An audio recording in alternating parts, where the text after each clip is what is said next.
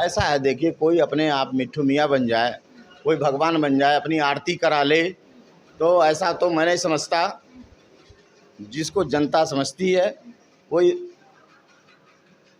जो आदर्श होता है, आदर्श को नहीं कहना पड़ता कि मैं महामना हूँ या कोई चीज़ होता है। जनता जब कहेगी, जो समाज के लोग कहेंगे, तब मानना चाहिए। अपने आप मिट्ठू मियाँ क्या कहते हैं कि तमाम कि हम क्या हो जाते हैं, तो वो महामना बने, अपने आप बन रहे हैं।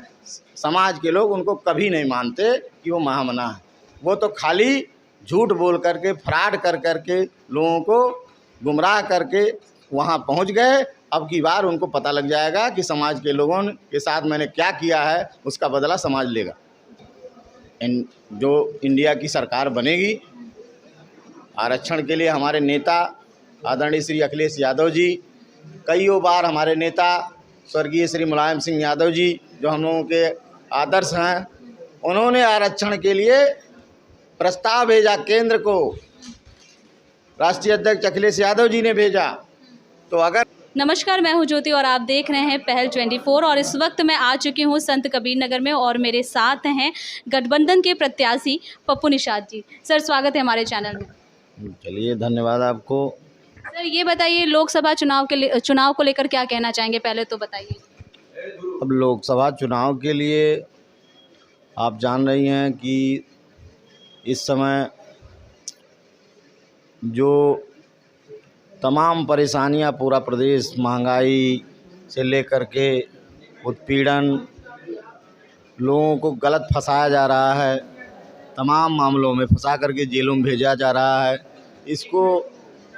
इससे सारे लोग परेशान हो चुके हैं, सारी जनता परेशान है। महंगाई को लेकर के, शिक्षा महंगी होने के कारण, और जो पढ़े लिखे हमारे नौजवान हैं उनको नौकरी नहीं मिल रही है, बेरोजगार घूम रहे हैं। सारे चीज़ों को देखते हुए सारे प्रदेश और देश की जनता भाजपा को हटाने के लिए तत्पर है, तैयार है। डेट आने पर सब हटाया जा रहा है।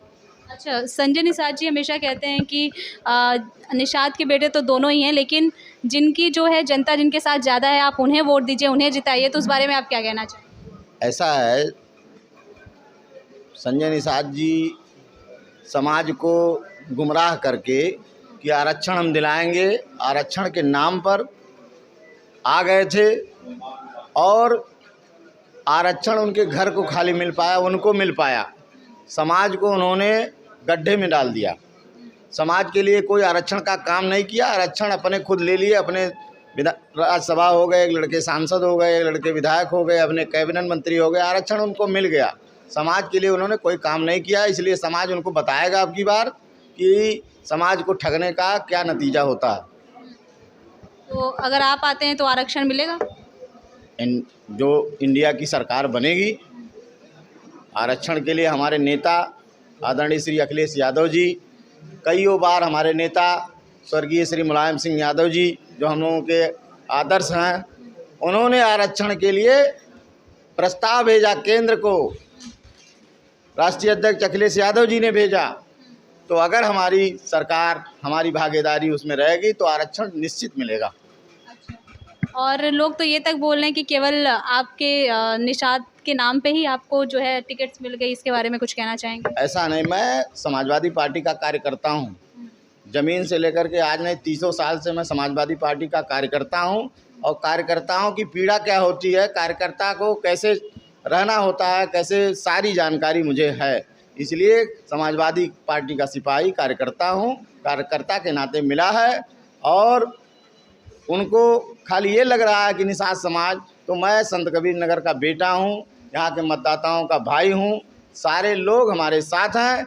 वो खाली हमारे इस लोकसभा के लोगों को भ्रमित करके ठगने का काम किए हैं तमाम, कि ये आपको बना देंगे, पर्ची काट करके, कैलेंडर बेच करके, किताब बेच करके पैसा बनाने का काम किया, और कुछ समाज को नहीं दिया है। तो आप जनता के बीच में गए, जनता की समस्याओं को देखे, उन्होंने क्या बोला आपसे?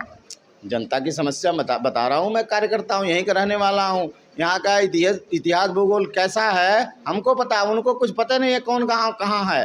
वो अगर इस ज़िले में गांव गिना दें कि कौन गांव कहाँ है, तो मैं बताऊँ उनको।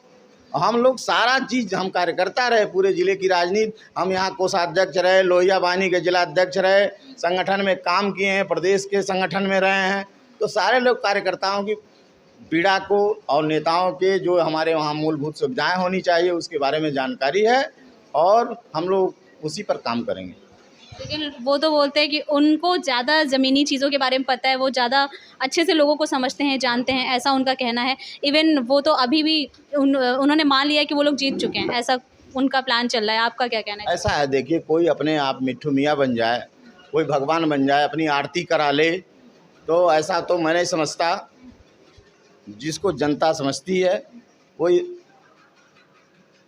जो आदर्श होता है, आदर्श को नहीं कहना पड़ता कि मैं महामना हूँ या कोई चीज़ होता है। जनता जब कहेगी, जो समाज के लोग कहेंगे, तब मानना चाहिए। अपने आप मिट्ठू मियाँ क्या कहते हैं कि तमाम कि हम क्या हो जाते हैं, तो वो महामना बने अपने आप बन रहे हैं।